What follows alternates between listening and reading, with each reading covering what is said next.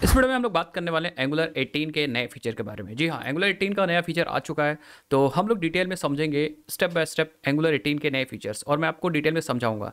लेकिन यार, इस वीडियो में आगे बढ़ने से पहले मैं आपको एक स्टोरी सुनाना चाह रहा हूँ। स्टार्टिंग में बहुत पहले की बात बता रहा हूँ, हम लोग ने अपनी वेबसाइट एंगुलर में बनाई थी।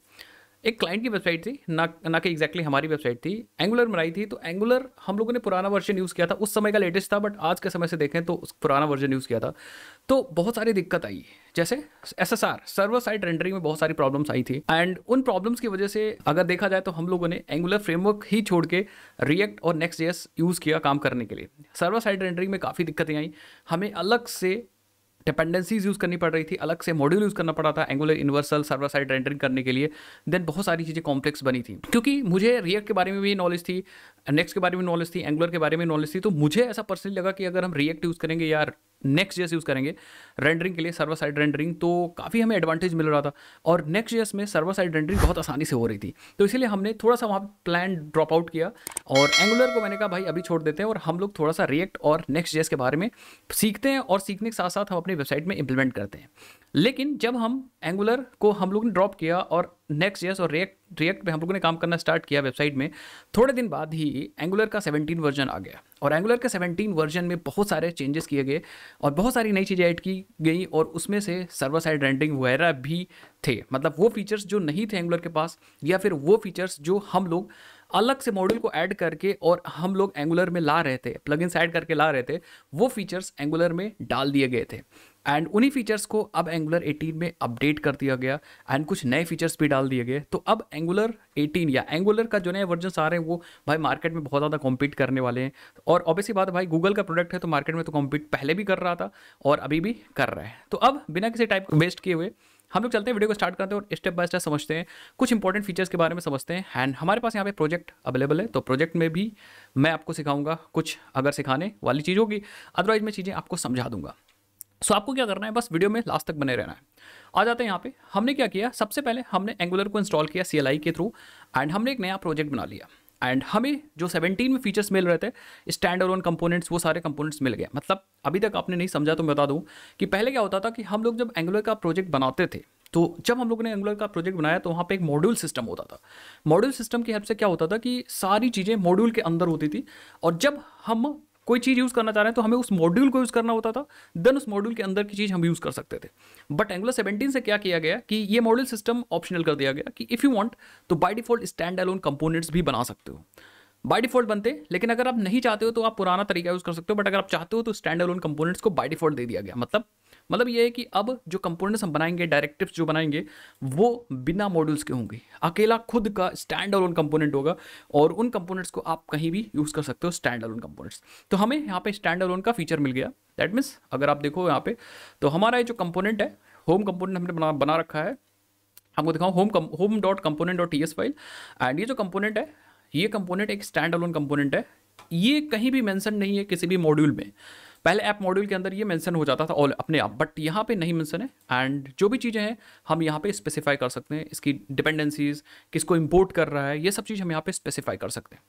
ओके, सो आई थिंक आपको ये समझ में आया होगा स्टैंड अलोन कंपोनेंट्स के बारे में। अब बात करते हैं एंगुलर 18 के बारे में। तो अभी हम लोग स्टैंड अलोन का फीचर इस वाले प्रोजेक्ट के अंदर यूज़ कर रहे हैं। अब बात करते हैं, सबसे पहला जो फीचर है वो जोनलेस। एंगुलर 18 ट्राई कर रहा है कि हम अब जो चेंज डिटेक्शन है वो हम विदाउट जोन जेएस का करें। दैट मीन्स अभी एक्सपेरिमेंटल सपोर्ट डाला गया है जोनलेस चेंज डिटेक्शन का एंगुलर 18 के अंदर। मतलब अब इस बात को समझिएगा, अभी तक एंगुलर में क्या होता था कि जोन जेएस एक लाइब्रेरी है, जोन.js, इस लाइब्रेरी की हेल्प से अगर कोई चेंज होता था तो वो डिटेक्ट होता था। अब इस लाइब्रेरी के बहुत सारे डिसएडवांटेजेस थे, परफॉर्मेंस लो हो जाती थी, बहुत सारे ड्रॉबैक्स थे।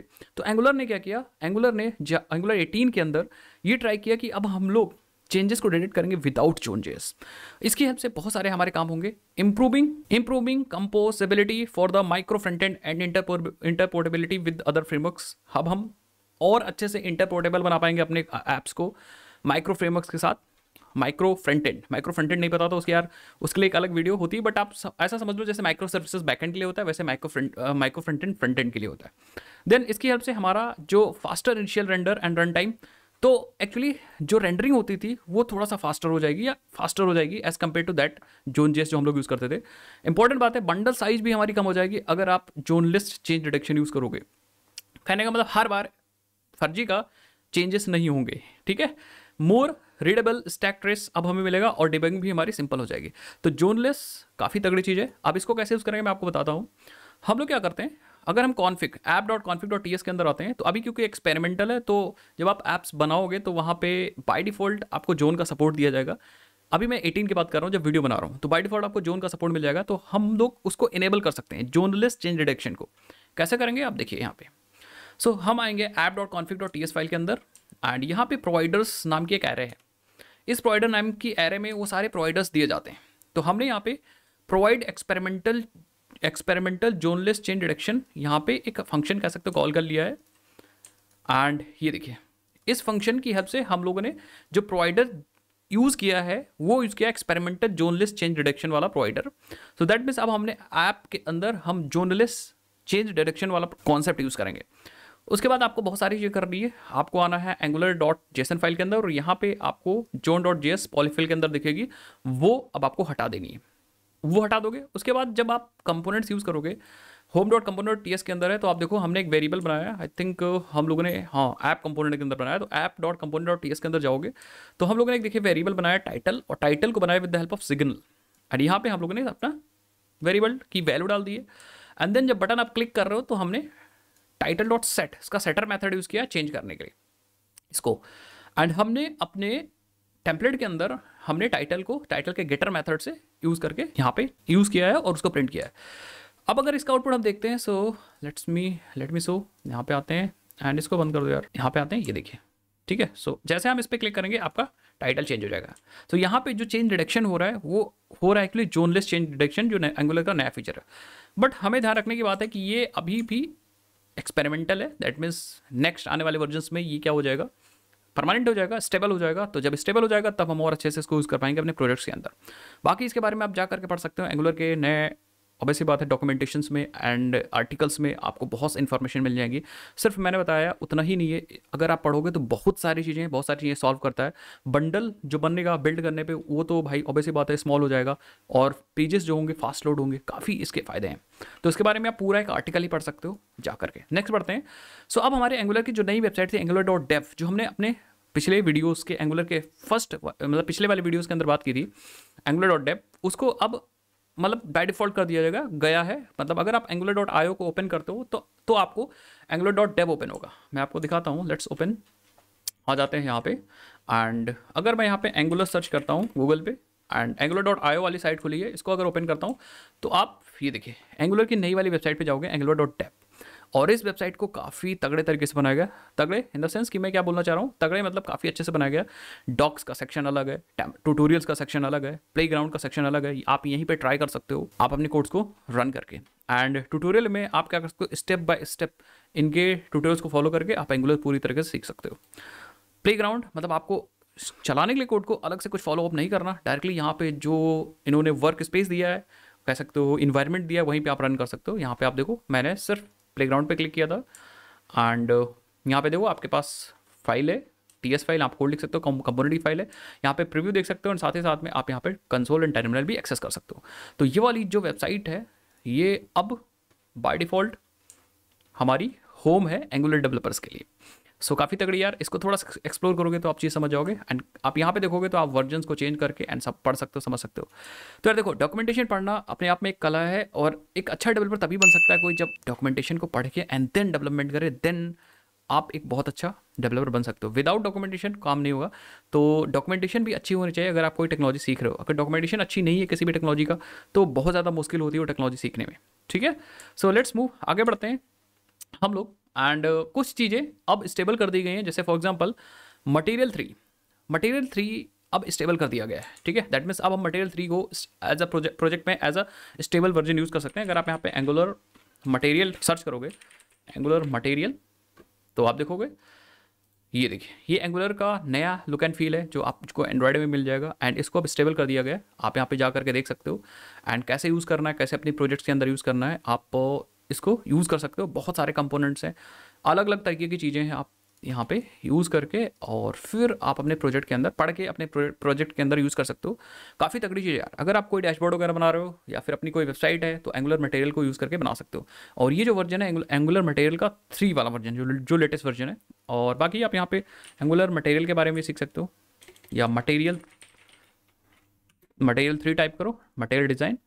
And actually I am talking about this material design. तो ये वाला अब एंगुलर मटेरियल में सपोर्टेड है एंड इसको जा करके आप देख सकते हो वेब वगैरह में कैसे यूज़ करना है, काफ़ी चीज़ें। सो कंपोनेंट्स के अंदर जाओ। सपोज़ आप करोजल के बारे में बात कर रहे हो तो यहाँ पे आप देख सकते हो इसके बारे में, इसकी बात कर रहा हूँ। एंड देन इम्प्लीमेंटेशंस में जाओगे तो डिज़ाइन है, एंड्रॉयड है, वेब पे अगर आप क्लिक करोगे तो आई थिंक वेब के लिए भी प्लान्ड है, जेट पैक में प्रोग्रेस पे।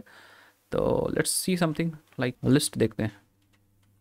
एंड यस वेब पे एक्टिव है। सो यहाँ पे आप देख सकते हो, ठीक है। सो दैट मीन्स आप इसके बारे में पढ़ सकते हो।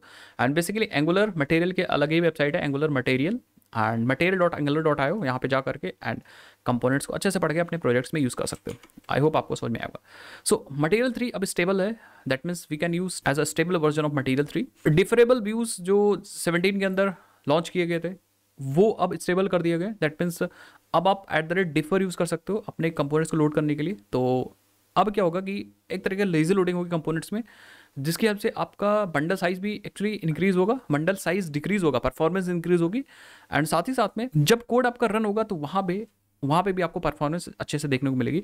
तो इसको भी अब स्टेबल कर दिया गया ना 18th वर्जन में। एंड बिल्ट इन जो फ्लो कंट्रोल फ्लो, नया वाला कंट्रोल फ्लो आया था, जैसे फॉर एग्जांपल आप इफ लिखते थे, एल्स लिखते थे, वो सारी चीज़ें भी क्या कर दी गई, स्टेबल कर दी गई। मैं आपको दिखाता हूँ। जैसे फॉर एग्जाम्पल हमारे पास यहाँ पे होम कंपोनेंट के अंदर एक वेरिएबल इज एक्टिव जिसकी वैल्यू ट्रू है।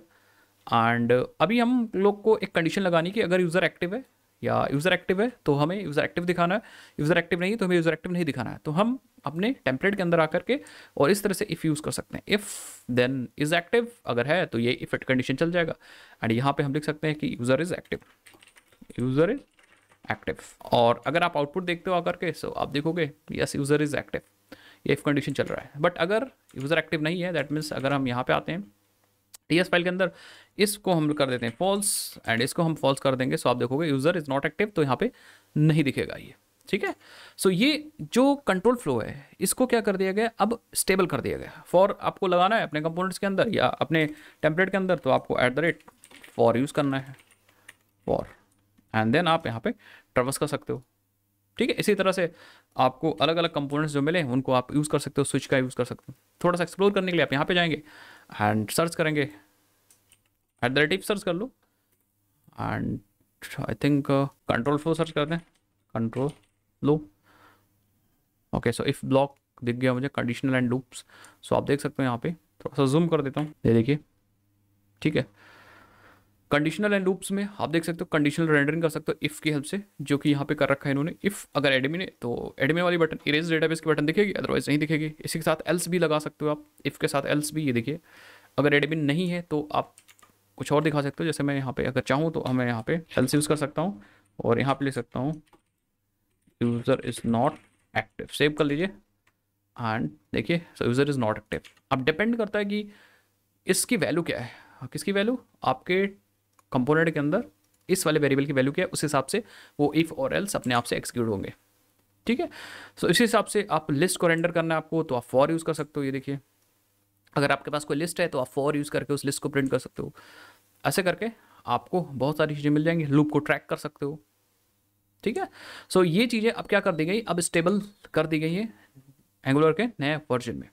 एंड इसको हम लोग अब आसानी से यूज़ कर सकते हैं। सो आप देख सकते हो material 3 deferrable view built in flow controls are now stable and incorporated a series of improvements. तो इसके अंदर कुछ इंप्रूवमेंट्स भी डालेंगे जिसकी हेल्प से आपके ऐप की परफॉर्मेंस ना गिरे भाई और अच्छी हो, तो इंप्रूवमेंट डालेंगे। एक और इंप्रूवमेंट डाला गया सर्वर साइड रेंडरिंग में, जैसे मैंने आपको बताया सर्वर साइड रेंडरिंग को इंप्रूव कर दिया गया है। जैसे फॉर एग्जांपल फास्टर लोड, अब सर्वर साइड रेंडरिंग में जो काम हो रहा था वो अब थोड़ा सा और फास्ट होगा। i18n हाइड्रेशन सपोर्ट दे दिया गया, तो ये सपोर्ट पहले नहीं था तो दिक्कत होती थी, अभी ये सपोर्ट दे दिया गया तो i18n का सपोर्ट इंटरनेशनलाइजेशन का सपोर्ट हमें मिल जाएगा। तो हम सेव कर लो, ठीक है। Hydration support in angular material, तो अब हाइड्रेशन सपोर्ट एंगुलर मटेरियल में भी आपको मिलेगा। तो ये सारे जो फीचर्स हैं ये मिल करके सर्वर साइड रेंडरिंग को और अच्छा बनाएंगे और इम्प्रूव कर देंगे परफॉर्मेंस और स्टेबिलिटी वगैरह। बाकी और भी इसके अंदर फीचर आप जा करके वेबसाइट पे देख सकते हो, बट ये इंपॉर्टेंट फीचर्स हैं सर्वर साइड रेंडरिंग को इंप्रूव करने के लिए। और ऑब्वियसली बात है, कोई फ्रंट एंड या क्लाइंट या जो पहले लाइब्रेरी होती थी जो सिर्फ और सिर्फ क्लाइंट पे चलती थी, अभी अब सर्वर साइड रेंडरिंग की हेल्प से अब सर्वर से कंपोनेंट्स जाते हैं, वो लोड होते हैं, मतलब एग्जीक्यूट सर्वर्स पे होते हैं वो सारे कंपोनेंट्स, उसका एचटीएमएल जाता है एंड देन हाइड्रेट किया जाता है क्लाइंट पे। तो अगर आपको हाइड्रेशन नहीं पता क्या होता है तो आप कमेंट सेक्शन में बताओ यार, मैं हाइड्रेशन के ऊपर वीडियो बनाऊंगा कि static hydration, dynamic hydration, client side hydration, server side hydration, ये सब चीज़ कैसे होती है मैं आपको बना के डिटेल में समझाऊंगा। ओके, सो और भी चीज़ें देख लेते हैं। जैसे हमारे पास है इम्प्रूव डीबगिंग एक्सपीरियंस। तो अभी क्या हुआ कि एंगुलर जो डीबगर है, एंगुलर डीबगर जो हम लोग यूज़ करते थे, मैं आपको दिखा दूँ यहाँ पे, ये देखिए मैंने एंगुलर डीबगर ओपन भी कर रखा है, यस ये रहा। सो अब हमारे पास एंगुलर डीबगर है, ये क्रोम का एक्सटेंशन है, अगर आपके पास नहीं है तो आप जाकर डाउनलोड करिएगा भाई। एंड इसके अंदर अब हमारे पास हाइड्रोजन से रिलेटेड ये देखिए एक ऑप्शन, एक आइकन आएगा। तो अगर कोई कंपोनेंट हाइड्रेटेड है तो यहाँ पे देखिए हाइड्रेटेड दिखा रहा है, एंड अगर हाइड्रेटेड नहीं है तो यहाँ पे जो भी एरर आएगी उसको विजुअलाइज करके आपको यहाँ पे दिखाया जाएगा, विजुअल फॉर्म में दिखाया जाएगा, जिसकी हेल्प से आप अच्छे से समझ पाओ कि क्या हाइड्रेशन दिक्कत आ रही है। तो अब डीबगर का जो एक्सपीरियंस है उसको और भी इंप्रूव कर दिया गया, ठीक है। तो आप देख सकते हो Angular dev tools to visualise Angular hydration process, तो ये प्रोसेस है उसको विजुअलाइज कराएगा। तो अगर तक अभी तक आप एंगुलर का जो डेव टूल नहीं यूज़ करते तो भाई यूज़ करिए भाई, ऑब्वियसली बात है, अगर आप एंगुलर डेवलपर हो तो उसको यूज़ करते होगे चीज़ों को समझने के लिए, कंपोनेंट्स को समझने के लिए। सो अब हम लोग हाइड्रेशन को भी विजुअलाइज कर सकते हैं। नेक्स्ट, अब देखो बहुत सारी चीज़ें डाली गई बट मैंने कुछ यहाँ पे उठाए हैं। राउट रीडायरेक्ट विद फंक्शंस, अब हम लोग राउट को रीडायरेक्ट कर सकते हैं फंक्शन की हेल्प से। जैसे फॉर एग्जाम्पल मैं आपको दिखाता हूँ, हमारे पास एक app.routes.ts फाइल है एंड यहाँ पे हमारे पास एक राउट है होम का, जो लोड कर रहा है होम कंपोनेंट को, लोड कर रहा है होम कंपोनेंट को, बात को समझिएगा। और जैसे हम स्लैश या ब्लैंक यूआरएल पे आ रहे हैं तो हम लोग क्या कर रहे हैं, हम लोग रीडायरेक्ट कर रहे हैं, रीडायरेक्ट टू। और पहले हम लोग रीडायरेक्ट टू में यहाँ पे लिखते थे क्या, पहले हम लोग रीडायरेक्ट टू में यहाँ पे किस पे रीडायरेक्ट ले जाना है हम यहाँ पे लिख देते थे। बट अभी हम लोग क्या कर सकते हैं, अभी हम लोग यहाँ पे एक फंक्शन दे सकते हैं, जो कि मैंने यहाँ पे दे रखा था पहले से, अगर आपको दिख रहा हो, ये देखिए एक फंक्शन दे रखा है जिसके अंदर हम यूआरएल्स हमने ले लिया है। बेसिकली इसके अंदर हम क्वेरी पैरामीटर्स वगैरह निकाल सकते हैं और हम अपना लॉजिक यहाँ पे एग्जीक्यूट कर सकते हैं, जो भी लॉजिक हमें एग्जीक्यूट करना है, और उसके बाद हम यहाँ पे रिटर्न कर सकते हैं अपना स्ट्रिंग, या फिर यूआरएल ट्री भी रिटर्न कर सकते हैं, स्ट्रिंग रिटर्न कर सकते हैं, और ये फंक्शन रिडायरेक्ट कर देगा इस स्ट्रिंग पे या फिर यूआरएल ट्री जो आप यहाँ पे पास करोगे। बाकी आपका लॉजिक भी एग्जीक्यूट हो जाएगा। तो एक नया फीचर है जो लॉन्च किया गया आपके, या दिया गया आपके नए एंगुलर वर्जन के अंदर। इसी के साथ साथ आप जब गार्ड्स यूज़ करते थे ऑथेंटिकेशन के समय, या फिर आप रिजॉल्वर्स यूज़ करते थे, तो वहाँ पे दिक्कत होती थी बहुत बार। सो अब क्या है कि हमारे पास रिडायरेक्ट कमांड क्लास है जो अब यूज़ होगी ऑथ में, रिडायरेक्शन वगैरह के लिए ऑथ के अंदर, ठीक है। सो हम इसको यूज़ कर सकते हैं गार्ड के अंदर, बेसिकली गार्ड के अंदर और रिजॉल्वर्स वगैरह के साथ हम लोग इसको यूज़ कर सकते हैं, और इसकी हेल्प से हमें काफ़ी परफॉर्मेंस और काफ़ी जो प्रॉब्लम्स आती थी वो अब नहीं आएंगे। साथ ही साथ में एनजी कंटेंट जब आप यूज़ करते थे तो अब आप डिफ़ॉल्ट भी यूज़ कर सकते हो, तो आप डिफ़ॉल्ट यूज़ कर सकते हो एंड एनजी कंटेंट के अंदर डिफ़ॉल्ट चल जाएगा एज अकॉर्डिंगली। जैसे फॉर एग्जांपल पहले हम लोग एनजी कंटेंट यूज़ करते थे तो डिफ़ॉल्ट एक्सप्रेशन नहीं यूज़ करते थे, बट अब हम लोग डिफ़ॉल्ट एक्सप्रेशन भी यूज़ कर सकते हैं एनजी कंटेंट के अंदर। देन अब टाइपस्क्रिप्ट का सपोर्ट है, आई थिंक टाइपस्क्रिप्ट 4.7 का सपोर्ट है, दैट मीन्स आप नए फीचर्स भी हम टाइपस्क्रिप्ट के यूज़ कर सकते हैं एंगुलर के अंदर। सो टाइपस्क्रिप्ट का अब लेटेस्ट टाइपस्क्रिप्ट सपोर्ट है, दैट मीन्स लेटेस्ट वर्जन भी हम लोग यूज़ कर सकते हैं, लेटेस्ट चीज़ें यूज़ कर सकते हैं टाइपस्क्रिप्ट की। बाकी आप इसके बारे में देख लीजिए। नई फॉर्म एपीआई को भी अपडेट कर दिया गया है। तो जैसे हम लोग रिएक्टिव फॉर्म्स बनाते थे, टेम्पलेट ड्रिवन फॉर्म्स बनाते थे, उन सब में अब इंप्रूवमेंट कर दिया गया, या उन एपीआईज जो एपीआईज हम लोग यूज़ करते थे टेम्पलेट ड्रिवन फॉर्म बनाने के लिए, रिएक्टिव फॉर्म्स बनाने के लिए, तो एपीआईज अब इंप्रूव हो गई। तो जब हम लोग वैलिडेशंस करते थे कॉम्प्लेक्स फॉर्म में तो वहाँ पे दिक्कत होती थी, तो उन एपीआईज को अब सॉल्व कर दिया गया कि भाई अब प्रॉब्लम ना हो, अगर आप कोई कॉम्प्लेक्स फॉर्म बना रहे हो, उसका वैलिडेशन कर रहे हो, कॉम्प्लेक्स फॉर्म प्रोसेस कर रहे हो, कॉम्प्लेक्स फॉर्म की इवेंट्स को हैंडल कर रहे हो, तो वहाँ पे दिक्कत ना हो, तो इन एपीआईज को अब इंप्रूव कर दिया गया है, ठीक है। बाकी अगर आप कहोगे तो इसके बारे में मैं डिटेल वीडियो बना दूंगा, कोड के अंदर आप कैसे यूज़ कर रहे हो, कैसे नहीं यूज़ कर रहे हो, ये सब चीज़ बता दूंगा। आपको वीडियो चाहिए तो कमेंट सेक्शन में अपना नाम बताइएगा। एंड आई होप आपको 10 फीचर्स मैंने एंगुलर 18 के बता दिए गए जो इंपॉर्टेंट है। बाकी इसमें से कुछ प्रीव्यू फीचर्स हैं, अब आपको बताना है कि इसमें से कौन से प्रीव्यू फीचर्स हैं। कुछ फीचर्स जैसे प्रीव्यू डाले गए वो आपको बताना है, कुछ स्टेबल कर दिए गए जो पहले के हैं अभी स्टेबल कर दिया गया, जैसे ये कुछ फीचर्स हैं। ओके, सो जैसे ये एक्सपेरिमेंटल सपोर्ट इसका दिया गया, तो आपको कमेंट्स में बताइए भाई कौन सा प्रीव्यू फीचर जो एंगुलर 18 के अंदर लाया गया। चलो भाई मैं मिलता हूँ नेक्स्ट वीडियोस के अंदर। अगर आपको वीडियो अच्छी लगी इस तरह से वीडियोस तो आप चैनल को सब्सक्राइब कर सकते हो, एंड मिलता हूँ नेक्स्ट वीडियोस के अंदर। तब तक के लिए जय हिंद, जय भारत, बाय बाय।